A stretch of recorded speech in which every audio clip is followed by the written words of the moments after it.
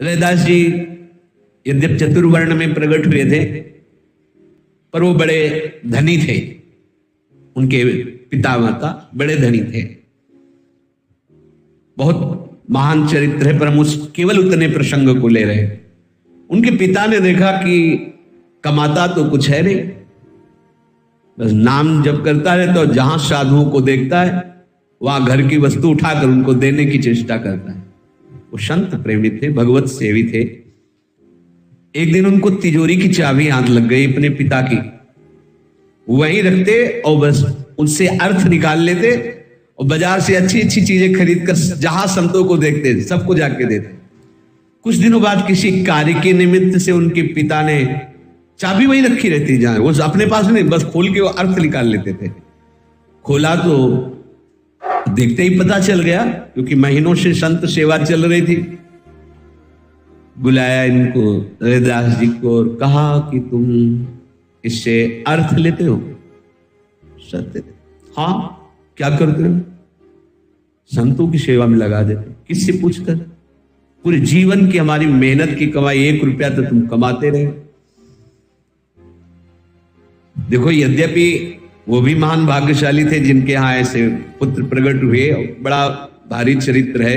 आगे से बड़ी कृपा प्राप्त हुई है इनके माता पिता को भी, क्योंकि इन्हीं के घर में आचार्य चरण पधारे से रामानंदाचार्य जी आकर स्वयं दीक्षा दी। जबकि वो पालकी में निकलते, उनके दर्शन दुर्लभ थे, वो स्वयं कमंडल लेकर इनके घर में आए और दीक्षा दी थी। वो बड़ा चरित्र है, पर हम केवल उतनी बात बताना चाहते हैं। उनको असंतुष्टता हो गई। ठीक है, हमारा ब्याह हो गया, फिर भी तुम मनमानी करते हो, हमारी आज्ञा के विपरीत आचरण करते हो। पिता ने निकाल दिया, चलो पति पत्नी दोनों निकलो। बिना आज्ञा के हमारी तिजोरी तुमने लुटाई दूसरों को, संतों को, चलो। उनको बिल्कुल अच्छा नहीं लगा। घर के पिछवाड़े जमीन थी, दे दिया। बहुत सा धन संपत्ति थी, पर 1 कण नहीं दिया। गुस्सा में दोनों अलग हो जाओ। रैदास जी बड़े सुखी थे। क्यों? प्रभु जो करते हैं सब अच्छा करते हैं। तो रैदास जी ने बहुत कृपा का अनुभव किया कि अभी तक हम घर में बुलाकर सेवा नहीं कर सकते थे, आज हमको स्वतंत्रता मिल गई, हम जैसे चाहेंगे संतों की सेवा करेंगे। देखिए, इतने महान भक्त हैं, नाम जप करते हुए चमड़ा खरीद के लाते हैं, उससे अपने एक पात्र बड़ा सकट होता है, उसमें उसको धो के साफ करते हैं नाम जप करते हुए, फिर वो जूती बनाते हैं। अच्छा, उसमें अगर कोई संत भगवान आ जाते हैं तो उनको ऐसे ही पहना देते हैं। किसी संत भगवान की फट गई है जूती तो उसे सिल देते हैं, कोई भेंट नहीं लेते। कोई ऐसे गृहस्थ आए, सेवा कराई, भेंट दे दी, उस भेंट से वो संत सेवा करते हुए अपना पोष, बस एक कुछ कांस का छप्पर, पति पत्नी उसी के नीचे वास कर रहे हैं। अब सर्दी आई, अब छप्पर ऐसे केवल पड़ा हुआ है, कुछ दिया है नहीं पिता ने, और जूती गांठने में 1,00,000-2 लाख नहीं मिलते हैं। केवल अन्न उदर पोषण आदि भले हो जाए, वस्त्र आदि की भी व्यवस्था नहीं थी।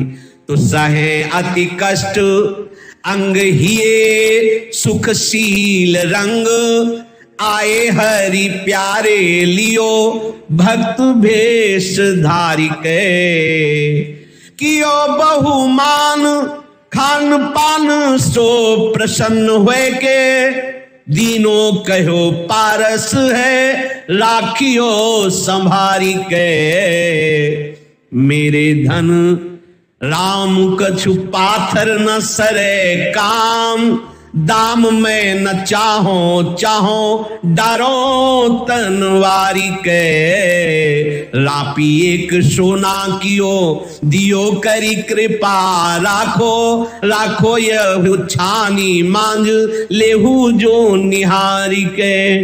भगवान ने देखा, सीधे भगवत प्राप्ति की बात है। कर्म करते हुए, प्राप्त कर्तव्य कर्म करते हुए निरंतर नाम जप करने वाला उपासक बहुत जल्दी भगवत साक्षात्कार करता है।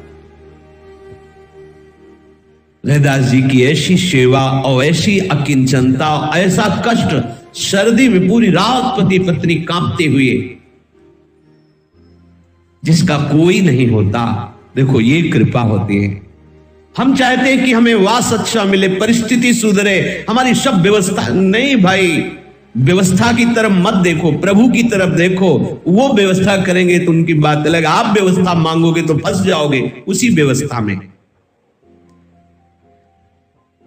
सर्दी में कांपती हुई सर्दी व्यतीत हुई, वर्षा में वो छप्पर टपकता, भींजते हुए रात दिन व्यतीत करती। दिन में वही काम, बाजार चले जाना, वहां पददासी पादुका की सेवा, उससे जो मिलता वो संत सेवा और स्वयं भगवान को बर्दाश्त नहीं, क्योंकि प्रतिपल देख रहे हैं अपने लाडले भक्त को। प्रभु ने सोचा ऐसे भगवान बनकर के जाना तो ठीक नहीं है, साधु वेश, भक्त वेश धारा। वैसे ही रैदास जी की तो भक्तों के प्रति बड़ी भावना थी, और जो ही आज देखा भक्त रूप में तो विशेष आकर्षण था।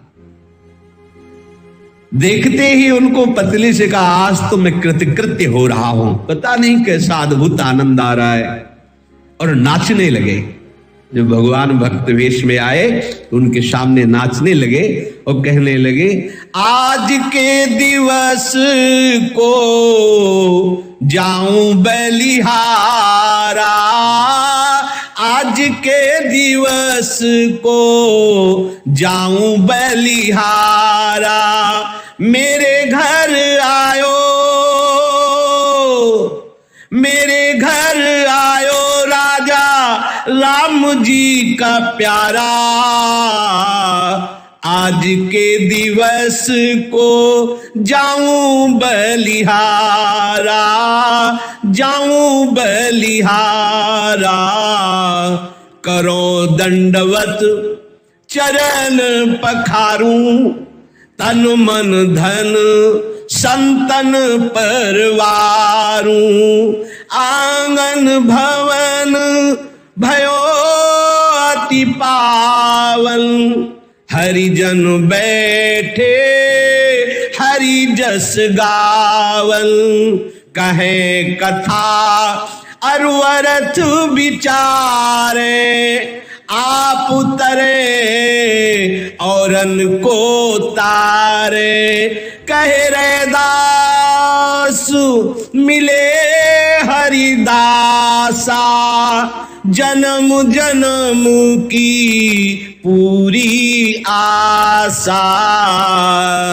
आज के दिवस को जाऊं बलिहारा, मेरे घर आयो राजा राम जी का प्यारा, मेरे घर आयो।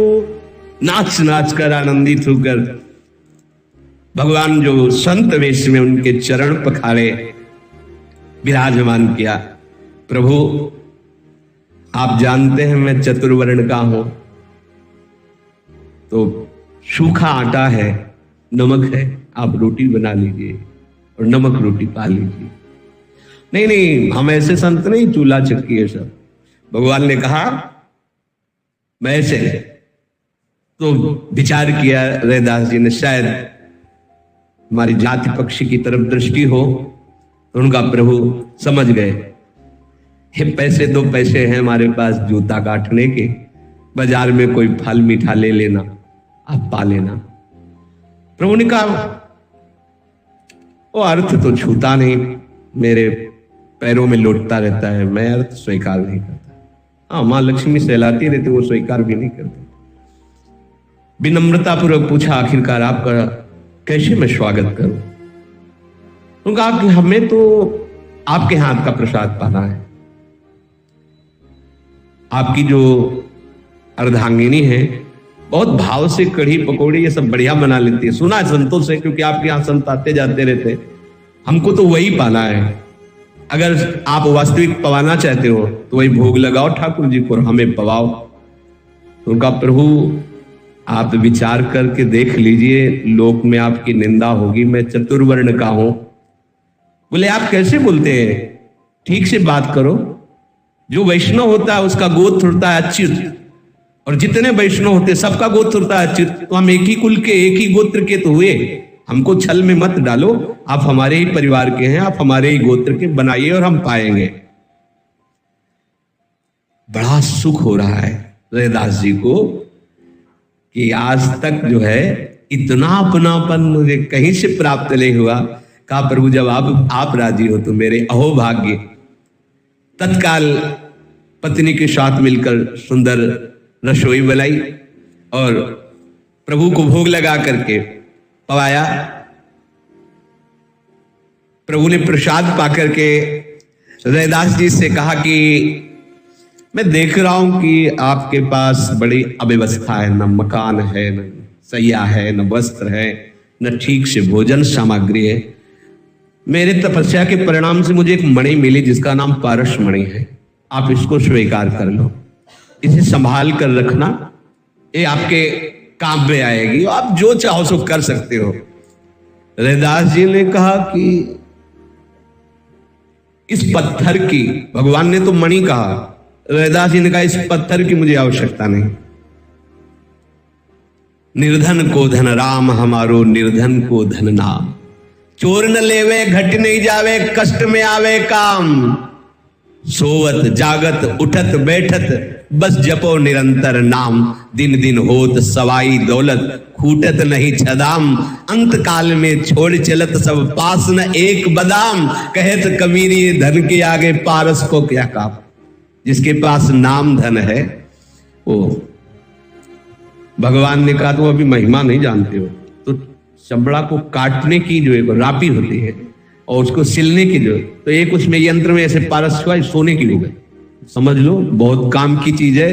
बोले प्रभु हमें नहीं चाहिए, आप इसे ले जाइए, मेरे पास बहुत बड़ा धन है, नाम का धन है। बोले मान लो, आप मानो, जबरदस्ती प्रभु देना चाहते, मान लो, आवश्यकता पड़ेगी आगे तो हमारी बात मान लो। देखा बहुत, बोले जहां चाहो छप्पर में खोस दो और जब चाहो तब निकाल ले जाना, आप बहुत दबाव कर रहे हैं तो आप रख दीजिए। रैदास जी महाराज मन में सोच रहे हैं कि भक्त कभी ऐसा दबाव नहीं डाल सकता, क्योंकि धन के प्रति भक्तों की मात्र बुद्धि नहीं होती। कुछ तो है जो हमारी अव्यवस्था को देखकर दुखी हो रहे हैं। मुझे लगता है नहीं, मेरे प्रभु ही तो नहीं है ऐसा। वो खोज के जब चले गए तब विचार में आ रहा है, मैं लगता है मेरे हरि ही जिनकी मैं आराधना करता हूं, जिनको जीवन क्योंकि इतना प्यार और इतनी जबरदस्ती। 13 महीना बाद फिर वापस हुए उसी वेश में प्रभु, तो आए फिर श्याम मास 13 बीतीत भय।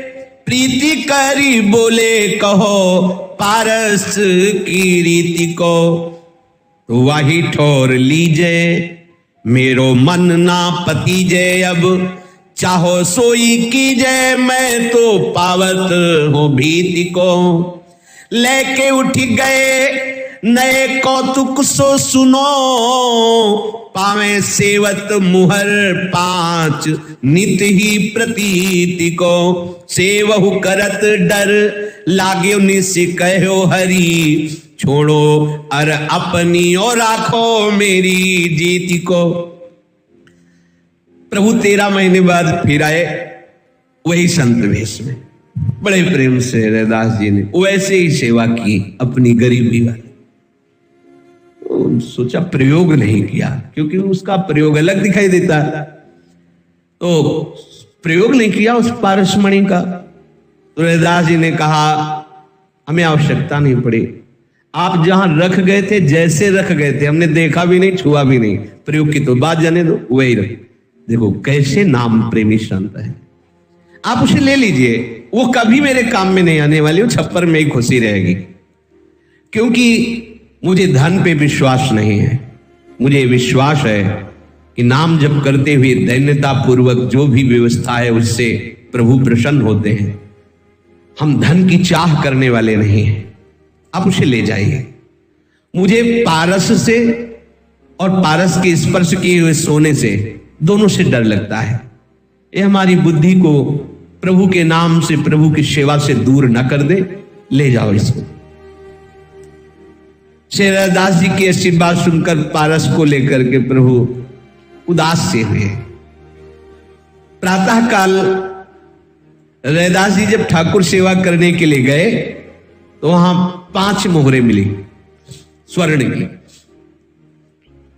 अब जिद्दी तो है ही, भक्त जिद्दी तो भगवान भी जिद्दी। उनके चरणों सुनते बिहारी जी के भी चरणों से प्रकट होती थी, स्वामी जी उत्तम भोग लगाए मोर मरकट को सेवे। रैदास जी ने उनको देखा तो छुआ भी ले, चिमटा से जैसे रोटी बनाई जाती है ऐसे पकड़ के गंगा जी में फेंक दिया जाके। अब रैदास जी को ठाकुर जी के पास भी जाने में भय लगने लगा कि ये भी मोहरे पैदा करने लगे हैं, प्रेम देने की जगह मोहरे पैदा करे। प्रभु ने देखा कि मान ही नहीं रहे, स्वप्न में प्रकट हुए और कहा कि देखो हमको जिता दो ना, तुम हार जाओ, हमारी बात मान लो। कैसा कैसा प्यार है, जैसे माँ कहती है ना दूध पी लो, दूध पी लो, हम फिर तुम्हें वहां ले चलेंगे, दुलार कर। ऐसे प्रभु देखो कि देख रहे भक्त के पास अव्यवस्था ही अव्यवस्था है, तो कह रहे मान लो ना, हम मान गए तुम जीत गए, लेकिन हमको जिता दो ना, तुम हार जाओ। प्रभु कह रहे तुम हार जाओ, तुम अपना हट छोड़ दो, मेरी जीत होने दो, मुझे अच्छा लगेगा। मैं ही साधु वेश में पारस लेकर आया था, मैं ही ये चाह रहा हूं वैसा। रैदास जी ने कहा प्रभु पहली बार में ही आज्ञा दे देते तो शिरोधार्य हो जाता, हम तो आपके नाम को परम धन मानकर उसी को दुलार कर, पर आप जीतना चाहते स्वीकार है, जैसी आपकी आज्ञा समन सुसाहिब सेवा, अपने स्वामी की आज्ञा का पालन करना सबसे बड़ी सेवा होती है। जब भगवान कह रहे मुझे जिता लो तो हाथ जोड़कर कहा प्रभु जो आज्ञा, जैसी आपकी आज्ञा। सबसे पहले क्या किया, संतों का निवास स्थान बनाया, भगवान का नहीं। बाद में आया है हरि मंदिर बनाया, मोते अधिक संत कर लेखा, भगवान का स्वयं आदेश है कि वो मुझे बहुत प्यारा भक्त लगता है जो मेरे से भी बढ़कर संतों के प्रति भाव रखता है। संत निवास बनाया, फिर सुंदर भगवान का मंदिर बनाया, अनेक प्रकार के सुंदर मंडप तैयार किए। ऐसी शोभा संत निवास की, ऐसी शोभा भगवत मंदिर की कैसे वर्णन करें। दिन रात वहां अब तो संत रहने लगे, कीर्तन कथा की धूम मच गई, सुंदर सुंदर भोग पकवान बन रहे, भोग लग रहा ठाकुर जी का, संत जन पा रहे। जहां संत जन नाम कीर्तन और भगवत चर्चा करते हैं वहां भक्ति देवी स्थायी वास करती है। बाहर यहां तो नृत्य करती है, प्रेम लक्षणा भक्ति यहां तो वैसे गलियों में नृत्य करती, श्रीधाम वृंदावन, फिर यहां नाम कीर्तन। ये आपके अंतःकरण के मल को नष्ट कर देगी, भगवत प्रीति प्रदान करेगी। तो जहां संत जन कीर्तन करते हैं भक्ति देवी साक्षात वहां रमण करती है। भक्ति दूसरी जगह जाना भूल जाती है, जहां भक्तजन, बहुत भक्तजन नाम कीर्तन, पद कीर्तन, लीला गायन, लीला श्रवण। अब तो ऐसी नाम कीर्तन, ऐसी भगवत चर्चा, ऐसी संत सेवा कि रैदास जी का सुयश फैलने लगा। बड़े बड़े लोग श्री रैदास जी के दर्शन करने आने लगे।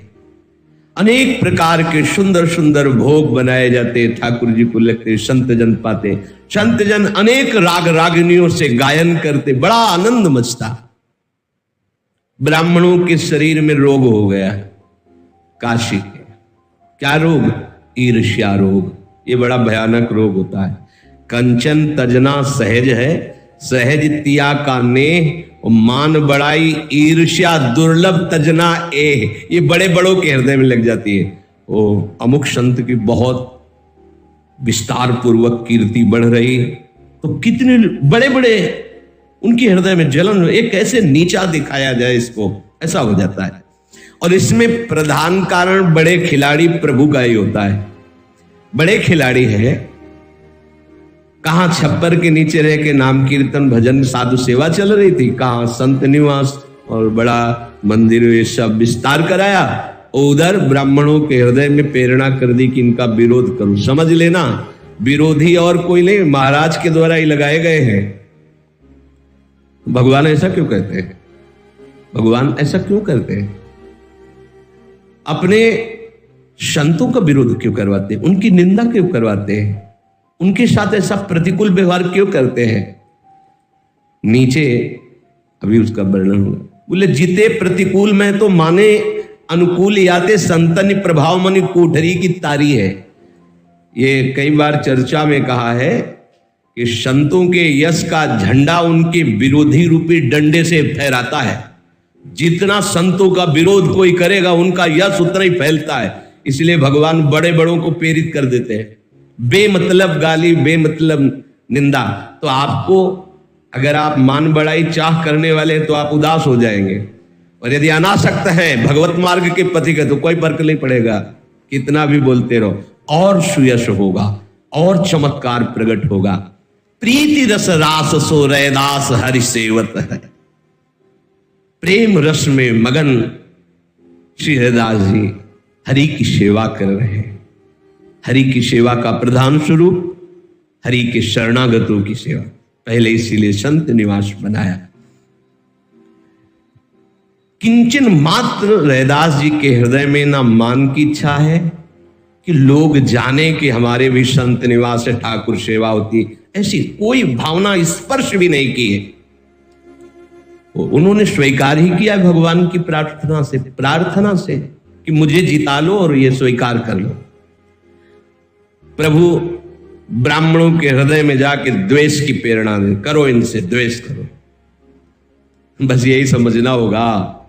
ये जो हम लोग मान बैठते हैं ना कि अमुक आदमी हमारी निंदा करता है, अमुक आदमी द्वेष कर, हमने तो कभी इसका कुछ बिगाड़ा नहीं, हम तो इसको जानते नहीं ऐसा क्यों ये करता है। क्योंकि स्वामी चाहते हैं कि ये क्यों में तुम्हारा मिटे और तुम्हारे यश का जगत में विस्तार हो। ये बड़े विचित्र खिलाड़ी हैं।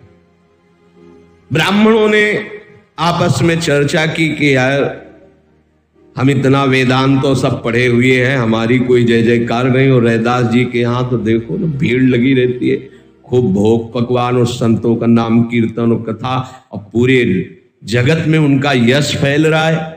ये तो मतलब बहुत ही हानि की बात हो जाएगी। ब्राह्मणों ने कहा ये तो धर्म विरुद्ध है। समस्त ब्राह्मण लोग मिलकर के बादशाह के पास गए और कहा तुम्हारे राज्य में अकाल पड़ जाएगा। तो ऐसा क्या? बोले अपूज्या यत्र पूज्यन्ते पूज्य पूजा व्यतिक्रमात् ततस्तत्र प्रवर्तन्ते दुर्भिक्षम मरणम भयम। शास्त्र सिद्धांत है जहां पूजनीयों की पूजा नहीं की जाती और अपूजनीयों को पूजा जाता है, वहां दुर्भिक्ष होता है, वहां अकाल पड़ता है, वहां मरण शुरू हो जाता है। ऐसे भयानक रूप जो जनता का नाश कर देते हैं। इसलिए आपके राज्य में ऐसा हो रहा है। क्या हो रहा है? अपूज्य रैदास की यहां पूजा हो रही है। कैसे उसको भगवत सेवा का अधिकार मिल गया, उसकी जय जयकार हो रही। आपके राज्य में दुर्भिक्ष पड़ जाएगा, अकाल हो जाएगा, बड़े बड़े वायरस पैदा हो जाएंगे जिससे लोग मरेंगे, रोग पैदा हो जाएंगे। मान गया राजा, क्योंकि भगवान मनाना चाहते हैं ना। बादशाह ने हुक्म दिया तत्काल रैदास जी को पेश किया जाए। बहुत डांट लगाई रैदास जी को, तुम भगवान की सेवा पूजा का अधिकार कब प्राप्त कर लिए? ऐसा वैसा तुम्हारा आचरण वेद विरुद्ध है। सब ब्राह्मण सभा बैठी हुई, ये सब वो संस्कृत से बोल रहे। रैदास जी ने हाथ जोड़ा और कहा वेद विरुद्ध है। वेद क्या है? भगवान की साक्षात वाणी है, और भगवान ही यदि अपनी सेवा कराना चाहते हो तो फिर वेद विरुद्ध कैसे हो सकता है? इसलिए महाशय, मेरे द्वारा जो कुछ हो रहा है वो मेरे भगवान कराना चाहते हैं। झुंझुला करके बड़े क्रोधावेश में ब्राह्मण बोल पड़े, तुम्हारे कहने से होता है कि भगवान तुमसे साक्षात सेवा कराना चाहते हैं? मनमानी आचरणों से भगवान के ऊपर आरोप करते हो। रैदास जी ने कहा आप इसकी परीक्षा कर लो, तब आपको संतोष हो। कहीं आवेश में नहीं बोल रहे, बहुत दैन्यता से आप परीक्षा कर लो। क्या परीक्षा कर ले? हम अपने भगवान को सिंहासन पर विराजमान कर देते हैं राजसभा में, बादशाह भी बैठे, आप भी हो, सारी सभा बैठी है, और आप ब्राह्मण जन वेदज्ञ हैं, आप बुलाइए। यदि वो आपकी गोद में आके बैठ जाते हैं तो आज से सेवा छोड़ देंगे। यदि हमारे बुलाने पर हमारी गोद में बैठ जाते हैं तो फिर आप हमें निषेध मत करना, क्योंकि सेवा करवाना चाहते हैं। सबको ये प्रस्ताव अच्छा लगा। हाँ ठीक बात है। बादशाह ने भी कहा ठीक है, ब्राह्मणों ने भी कहा बिल्कुल ठीक है। और रैदास जी कि तुम मन में ही भगवान प्रेरित करके बुलवा रहे थे। ब्राह्मणों को अभिमान था कि जिस समय हम पुरुष सूक्त बोलेंगे तो भगवान अपने आप आ जाएंगे, क्योंकि हम लोग चतुर्वर्ण के ये हैं, इनके बुलाने पे क्या भगवान जाएंगे। और रैदास जी को तो भगवान ने स्वप्न में ही कहा था कि मुझे जिता लो, अर्थात मेरी बात मान लो। तो उनको तो पता ही था। और भक्त की वाणी में भगवान बैठते हैं। भक्त की चेष्टा भगवान की प्रेरणा से होती है, वो कहीं करता नहीं होता है, पर बाहरी लोग उसको इस बात को नहीं समझ सकते हैं। वो अपनी विद्वता और वेद की तरफ देख रहे हैं, और रैदास जी अंदर से देख रहे हैं कि भगवान ने बड़े बड़े ऋषियों का भी त्याग करके सबरी माँ के आश्रम में पधार करके उनके बेर पाए। वो तो बहुत कृपालु हैं, और बिल्कुल संशय नहीं, उनके सामने बड़े बड़े भक्तों के चरित्र सामने प्रकाशित हो रहे, जहां भगवान ने दुलार किया है। अब तो ठाकुर जी को विराजमान कर दिया गया सिंहासन में।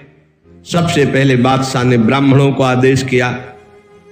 ब्राह्मणों ने कुशासन से पवित्रो वा सर्वावस्थांगतोऽपि वा स्मरेत् पुंडरीकाक्षं स्वायाभ्यंतरः शुचि केशवाय नमः नारायणाय नमः माधवाय नमः। कुशासन बिछाया, मृग चरण में बैठे, रेचक कुंभक पूरक पूरा, जैसे पवित्रता का पूरा विधान, और बैठ करके और फिर शुरू किया। हरि ओम मां सहस्र शीर्षा पुरुखा सहस्राक्षा सहस्रपात स भूमिग्वं सर्वतः प्रत्वात्यतिष्ठदशांगुलम् पुरुखये वेदग्वं सर्वं यद्भूतं यच्च भाव्य।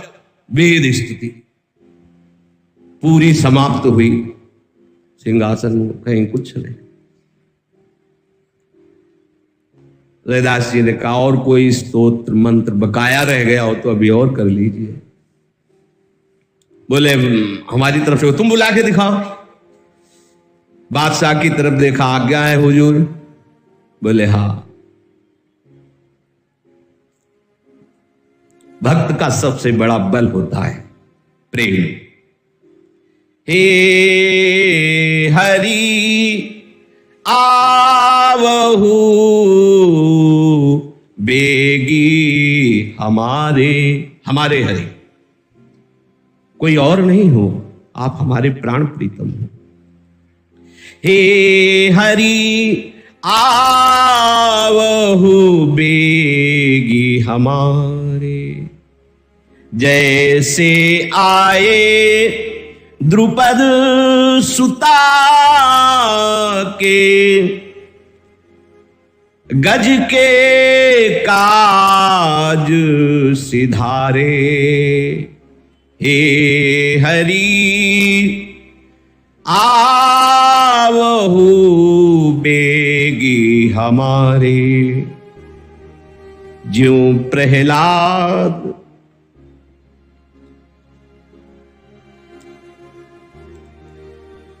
हे तु नरहरि हुए, प्रगटे वज्र खंभ को फारे। लाज राखो रैदास पतित की,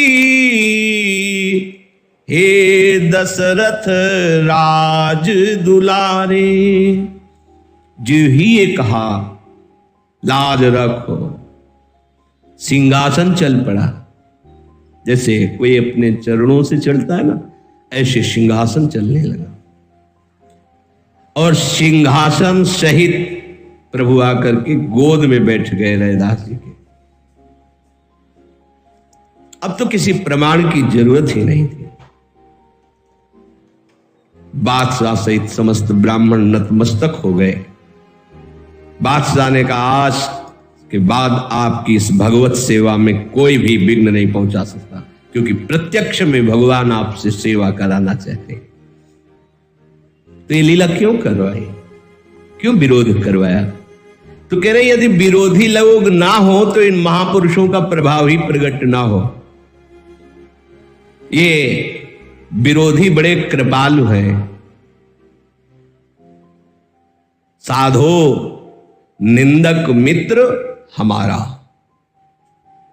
ऐसा कोई हमारा प्यार करने वाला नहीं मिलेगा जैसा निंदा करने वाला होता है।